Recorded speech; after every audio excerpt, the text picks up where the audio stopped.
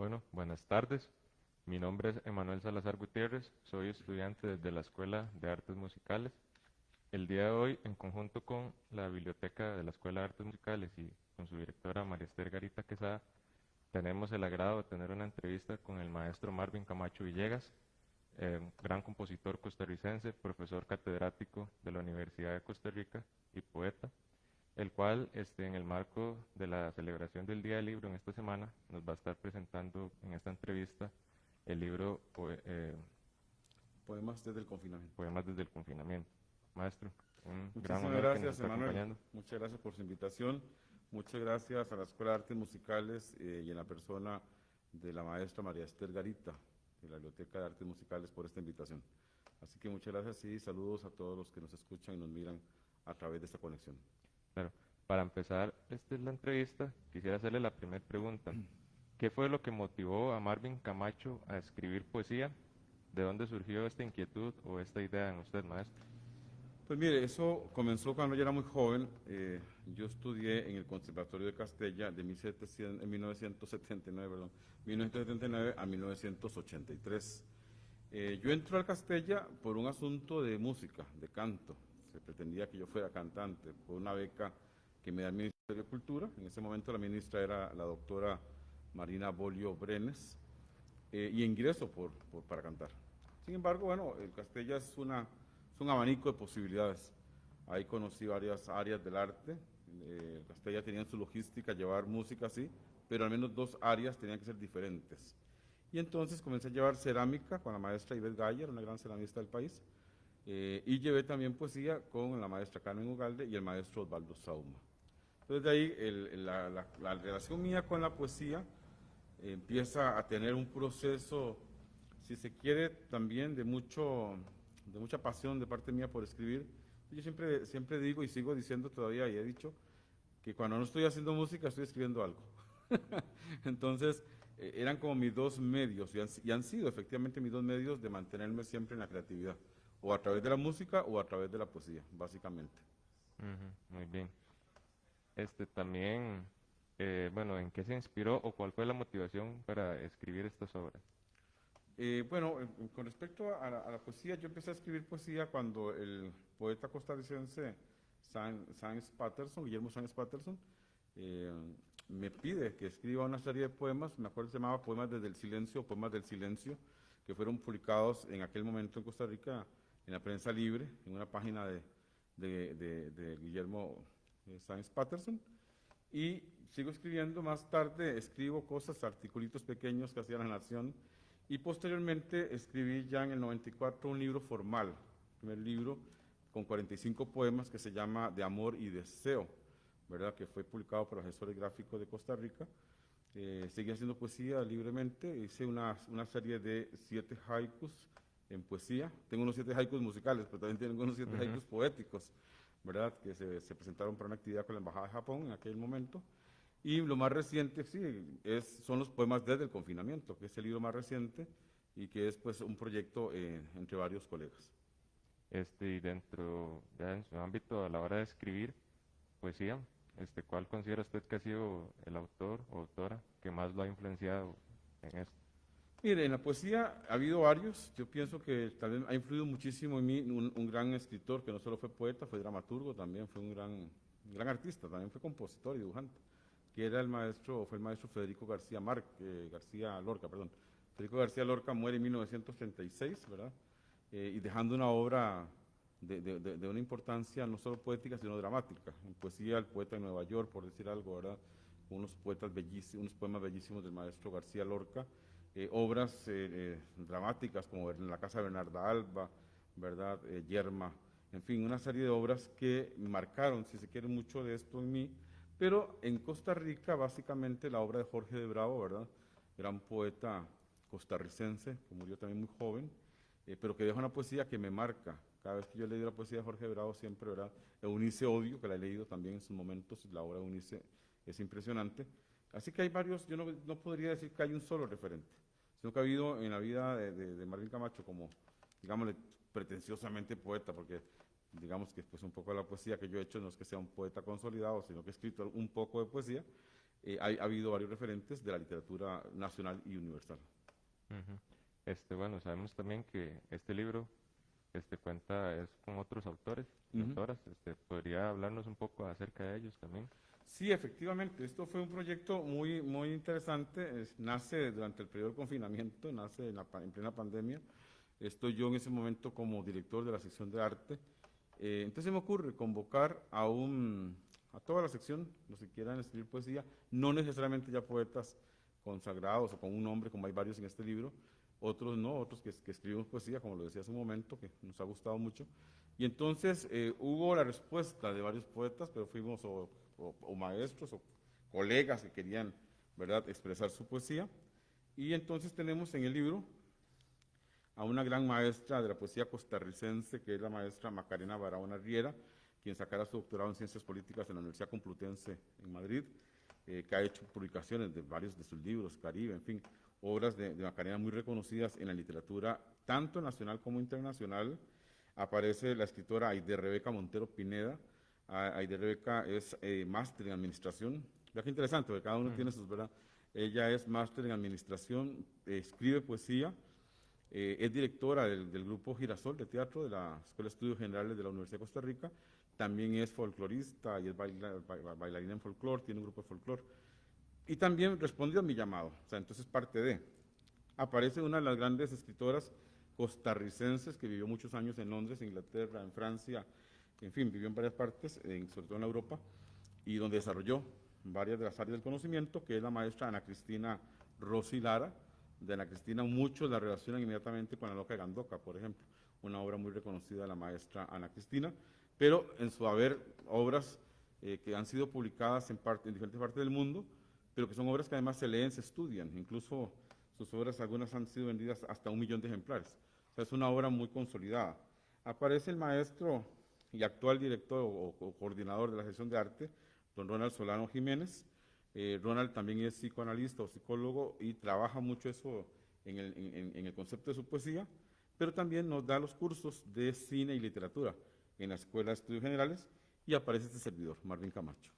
Ujú. Bueno, sabemos que actualmente todo este tema de la pandemia sí, ha venido a darle un giro total, ¿verdad? A como hemos hecho las cosas siempre. ¿Cómo considera usted que la pandemia ha servido para hacer reflexionar a las personas por medio de la lectura? Mire, yo, Manuel, considero que la pandemia nos ha puesto a todos un stop que era necesario.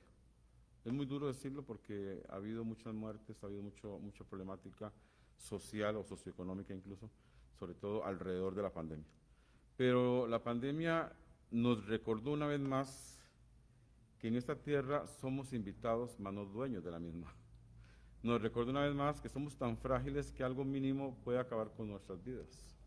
Nos recordó que estamos más cercanos de lo que pensamos. Nos recordó que es prioridad, que un abrazo, que un beso, que un cariño, que un perdón es más esencial que muchas otras cosas que considerábamos antes de la pandemia que eran importantes. Entonces yo creo que nos hace reflexionar en el sentido de entendernos, comprendernos, de introspeccionar sobre nosotros mismos, hacer introspección y replantearnos. Ha habido una palabra de moda durante toda la pandemia que es que hay que reinventarse. Bueno, sí, efectivamente suena ya muy cajonera, pero esa reinvención ha sido parte de la reflexión a la que la pandemia ha llevado, creo que a todo el planeta, porque no es a un país, es a todo el planeta. Nos ha hecho un alto para que pensemos, nos repensemos, nos reinventemos y recordemos que ante todo somos familia, o sea, que los seres humanos somos familia. Y esa familia se está replanteando, yo diría, otra vez reconstruyendo y reinventando a partir de lo que ha sido la pandemia como tal. Claro, sí, una de las maneras, bueno, que puede ayudarnos a replantearnos todo esto, puede ser la lectura y la música, ¿verdad? Sí, la lectura, el arte. Yo creo que en los momentos de crisis, ¿verdad? Y ha sido demostrado históricamente, es cuando el arte, la lectura, en fin, un buen libro, una buena obra de arte, una buena música, ¿no? Nos ayuda. Es un bálsamo para nosotros espiritualmente, pero además nos permite adentrarnos en el pensamiento de otro ser humano que es un creador. Ujú. Bueno, cambiando un poco de tema, sabemos que dentro de sus obras musicales, en algunas hay textos que lo recitan algunas, bueno, se debe, maestro? ¿Por qué usted incluye texto en sus obras? Esto se debe, esa fue una buena pregunta, me gusta mucho, ya esa pregunta me la había hecho alguien en algún momento, la maestra Caterina Chasky, una vez me preguntó en un programa de radio, en Radio U, que por qué yo incluía la voz humana hablada, ¿verdad? Generalmente los músicos incluimos la voz humana cantada como un instrumento más, pero para Marvin Camacho, la voz hablada es un instrumento más. O sea, tiene una textura diferente a la voz cantada, obviamente. Tiene un formato diferente, tiene un efecto, o sea, hay una presencia. Y entonces, a mí me encanta. Yo creo que por ese ligamen entre la poesía y la música es que yo generalmente incorporo textos, ¿verdad? A veces son textos hablados aleatoriamente, a veces son textos que tienen una rítmica, a veces alguien con una narración simplemente, o un narrador y un grupo que le contesta.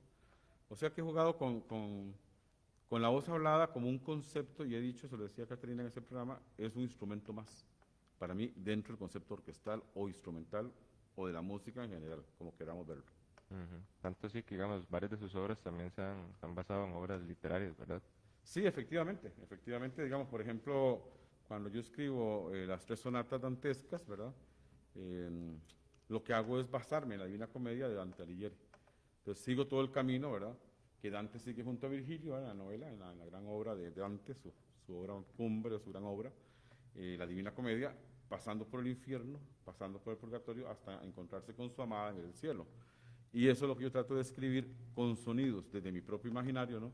Trato de escribir en esta obra. Incluso cada movimiento tiene un texto de la Divina Comedia, ¿verdad? Hay una revisión que hizo en su maestría el máster y doctorando Leonardo Hell, ¿verdad? Pianista costarricense cubano, y él establece en esto la visión de cada texto, que es importante, como una traducción simbólica de lo que yo represento a través de la obra de Dante Alighieri en esto. Esto por citar Dante, pero también están las tres Quijotadas basadas en el libro de Cervantes, en la obra de Don Quijote de la Mancha, donde yo hago alusión a tres momentos. Claro, esto es una reinterpretación también, porque cuando tomo un libro de Cervantes como tal, no escribo los textos tal cual. Entonces lo que escribo es mi propia interpretación. El primer movimiento dice, los molinos de Don Quijote eran más grandes y temibles de lo que él se imaginó, ¿verdad? Eso contiene todo un pensamiento, bueno, no es el momento para hablarlo, pero Ujú. contiene todo un pensamiento alrededor de que eran más grandes y temibles de lo que él pensaba, ¿verdad? Luego la segunda Quijotada plantea un baile. ¿Quién era la enamorada de Don Quijote? Dulcinea. Dulcinea del Toboso. Mm. Entonces Dulcinea aparece en la segunda Quijotada como una mujer, ¿verdad? Hermosa, preciosa. Sancho, recuerden que Sancho decía en la obra, pero mi señor, es que esta mujer es fea, le faltan los dientes, le falta todo. Pero hay algo interesante que entender. Don Quijote no estaba viendo el físico de Dulcinea. Él se enamoraba de su espíritu, posiblemente. Hay todo un contenido, quién es Don Quijote y quién es Sancho Panza. Entonces, en esa segunda Quijotada, yo escribo de cómo Dulcinea, ¿verdad?, bailó en el país imaginario de Don Quijote. Y la última es una pregunta. ¿Habrá una tercera salida? Todos los que hemos leído El Quijote de la Mancha sabemos que en la segunda salida él viene y luego muere, ¿verdad? O sea, no. Hay una segunda salida y regresa.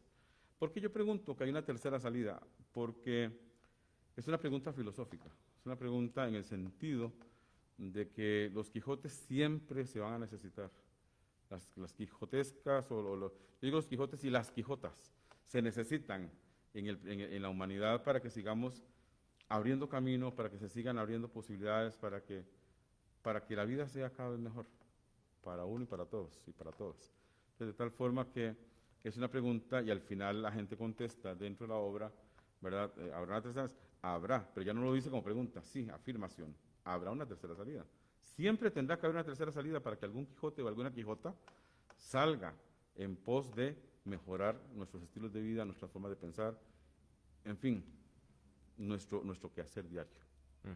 Buenísimo. Ahora, volviendo un poco al tema del libro, Ujú. ¿podría recitarnos algunos de los poemas de los autores y autoras que aparecen ahí y explicarnos en qué género están escritos?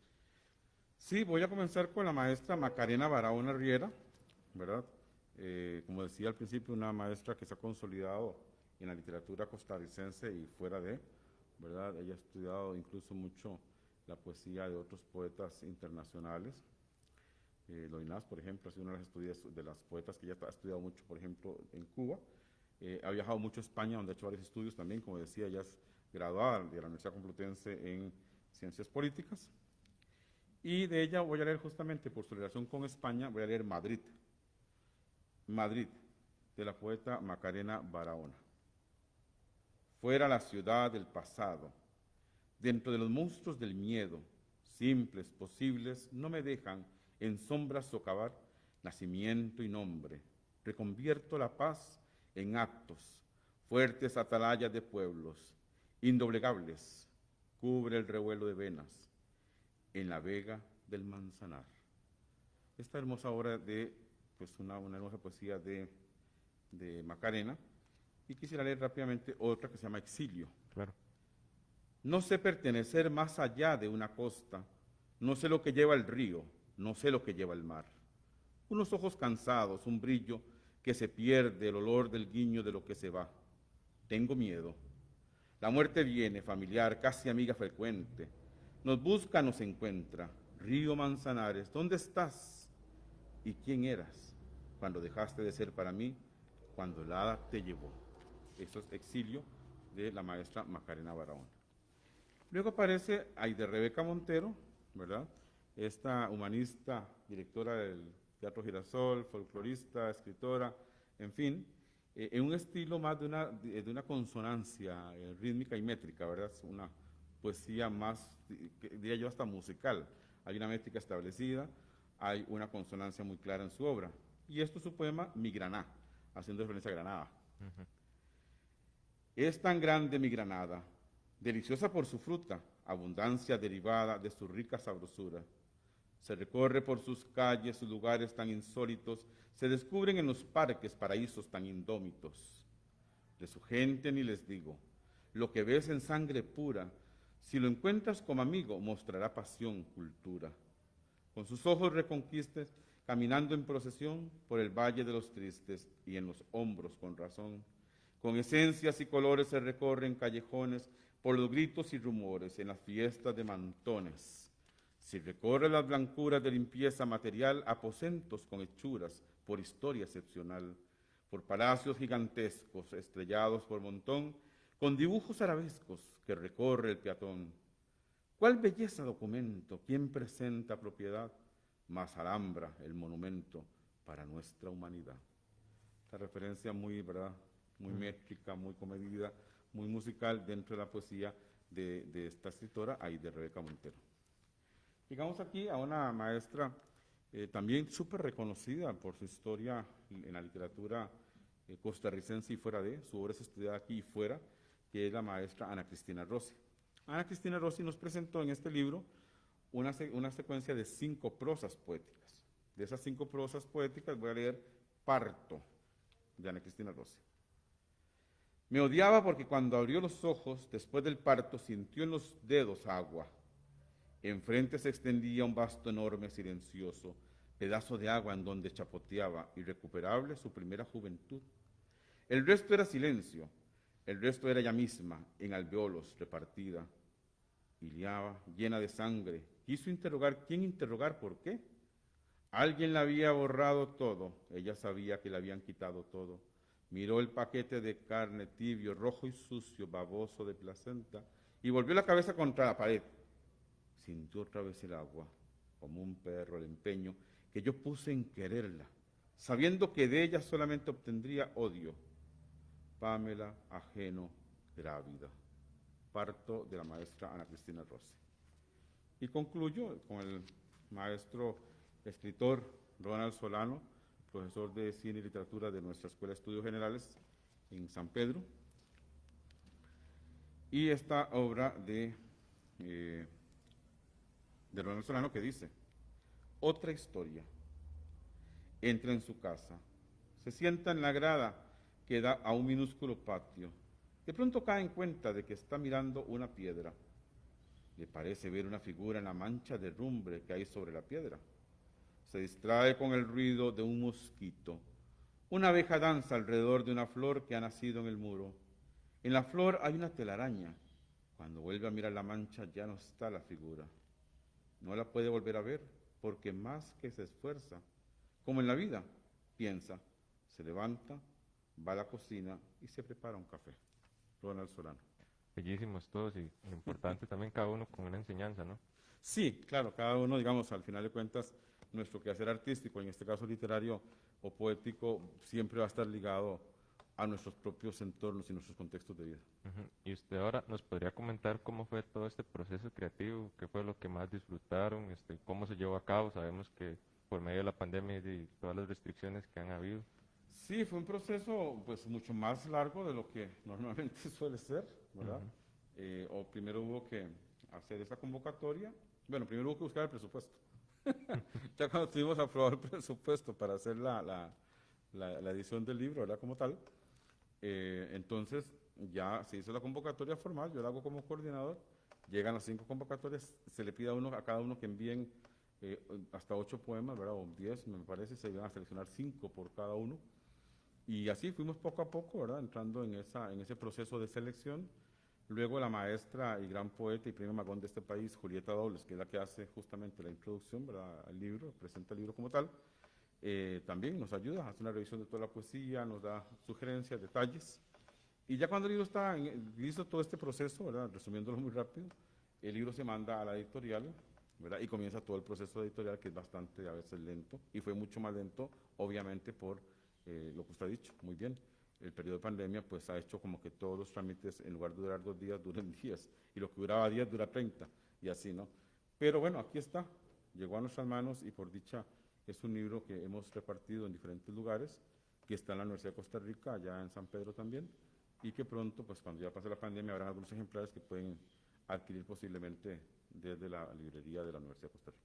Ok, claro, perfecto. Ahora podría leernos algunos de sus poemas que aparecen en el libro. Claro, voy a leer. En el caso de los niños, yo establecí uno primero que se llama Introspección, que es un poema, que nos llama a repensarnos. Lo quise poner primero porque justamente Introspección es un poema que ya tenía, que tiene que ver con el repensarnos en esta época, ¿verdad? Y dice Introspección de Marvin Camacho. Mirarnos adentro. Perdón, porque se me pegó aquí esta hojita. Aquí ya. Dice, Introspección. Mirarnos adentro, como decir 1000 fábulas ancladas en la memoria, caravanas de rostros, lágrimas, desvelos, páginas de un recuerdo que aún no concluyo, amigos, alegrías, ausencias, noches que ven lejano el día, ocarinas cortando el silencio del atardecer, rituales del ancestro, cafetales sembrados de mi infancia, una guitarra en el rincón de la casa y el viejo piano que ya no suena. Mirarnos adentro, polifonía de los recuerdos, amarrados a una sonrisa, besos, miradas, meditación de lo inconcluso, nacimiento, vejez, mis años y la vida. Mirarnos adentro como decir un andamio de conocimientos, la construcción de un círculo, tantas palabras, esperanzas vivas, introspección. Yo quise salir con este poema porque, claro, está muy en el momento de lo que estábamos haciendo todos. De alguna forma fuimos obligados a hacer introspección de nuestro quehacer, ¿verdad? Nos detuvimos de un solo. Y quisiera leer un segundo, y que es de la parte que se llama Caminando México. Yo tengo varios ciclos de poesías, que Caminando Lituania, este es Caminando México. Pues de Caminando México, un poema que le digo en algunas ocasiones ya, se llama Frida Kahlo. Es un homenaje a la maestra y a la pintora mexicana Frida Kahlo. Pies, ¿pa' qué los quiero? Si he aprendido a volar. Sonriendo el amanecer hinchó sus mejillas de durazno fresco. Sueños de teja húmeda, pies de barro, quebrados de tanto caminar. La milpa se incendió de espigas frotadas por el viento alrededor de la vieja casona. El lienzo lanzó quejidos cuando herido de colores parió un venado y un collar de espinas rasgó mis pechos. Pies, ¿pa' qué los quiero? Si con mis pinturas yo he cruzado el tiempo, en la acera del frente Diego, y en la acera del lado la muerte. Ay, bonita cosa esta de no poder caminar. Todos mis niños muertos entretejen un poema desde sus tumbas, y la verdad toca serenamente a la ventana de mi cuarto. Las veraneras y las amapolas han poblado toda esta casa. Pies, ¿pa' qué los quiero? Si volando he aprendido a amar. Frida Kahlo, Marvin Camacho. Buenísimo. Maestro, ¿podría comentarnos también qué es lo que siente Marvin Camacho a la hora que se sienta a escribir poesía? O sea, ¿qué es lo que sucede en usted? ¿Qué procesos pasa a la Bueno, es hora? una pregunta difícil. Es difícil porque la creación musical creo que es un fenómeno muy subjetivo, es muy, ¿verdad? Pues yo lo que siento es una energía, es algo que me captura, ¿verdad? Es una idea, si es música, es una idea musical que me captura, que me llega, que a veces no sé por qué, o sea, simplemente está ahí, esa idea me agrada, ¿no? Me llega, me hace sentir, me despierta algún sentimiento, alguna emoción. Y con la poesía, pues sí, sucede igual.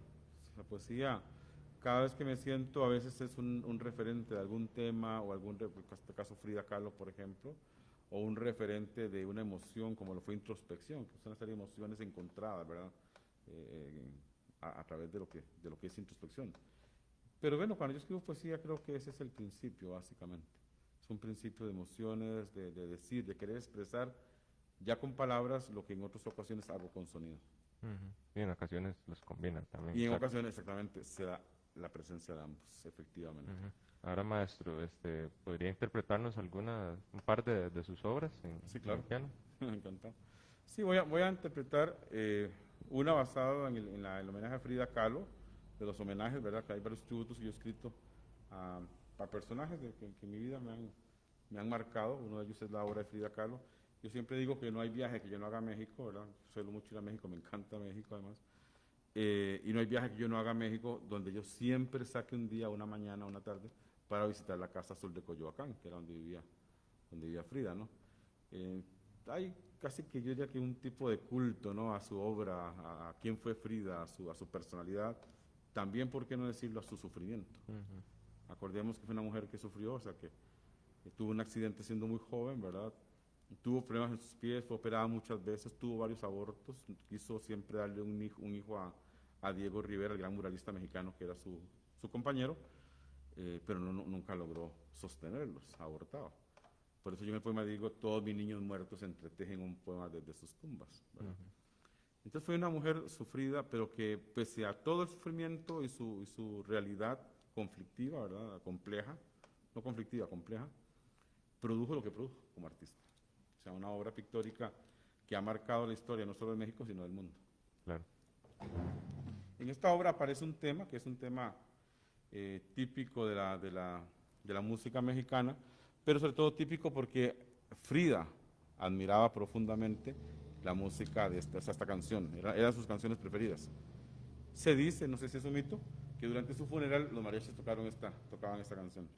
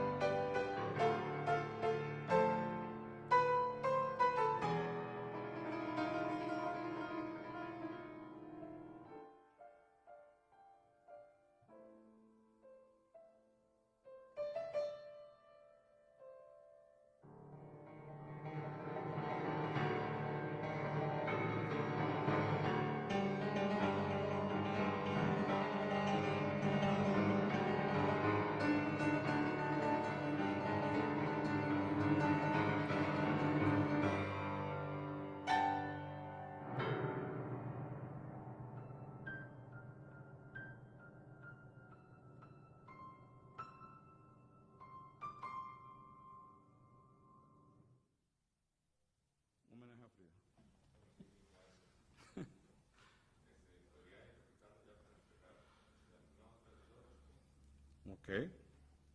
Tal vez como para ligarlo a un concepto literario, o sea, sobre todo en la fiesta del libro, ¿no? En nuestro país, voy a cerrar con una pieza que es otro tributo, el tributo a Federico García Lorca, poeta español, ¿verdad? Produjo una serie de obras impresionantes en la poesía, ¿verdad? El romancero gitano, el poeta de Nueva York, pero también desde la dramaturgia, ¿verdad? Don Pepín Plin con Belisa en su jardín, Yerma Madre o La Casa de Bernarda Alba. En fin, la obra de García Lorca fue una obra no solo de un alto contenido literario, sino también de un contenido reflexivo y, por qué no decirlo, contestatario para su momento. No casualmente fue asesinado en 1936. Esto es un poema de Lorca, y entonces sobre este poema baso el tributo. Si muero, dejad el balcón abierto, el niño come naranjas, desde mi balcón lo veo y el trigo, y el segador ciega el trigo, desde mi balcón lo siento. Si muero, dejad el balcón abierto.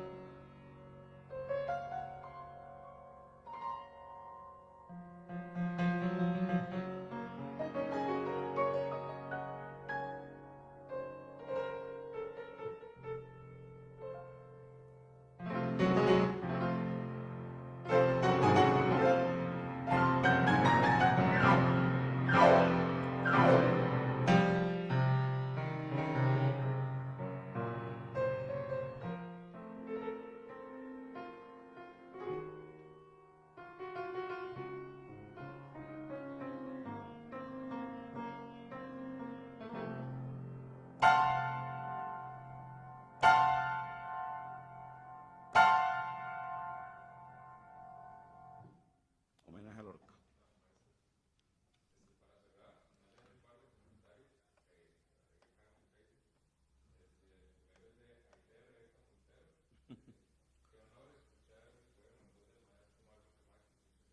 Es un honor que esté con nosotros ahí de Rebeca Montero, su obra es bellísima más.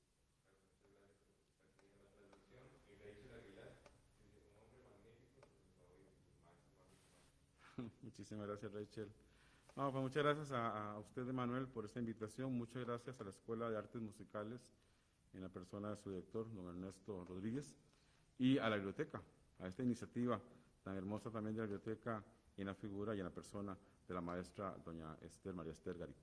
Muchísimas gracias, de verdad, y muy complacido de compartir esta tarde con ustedes.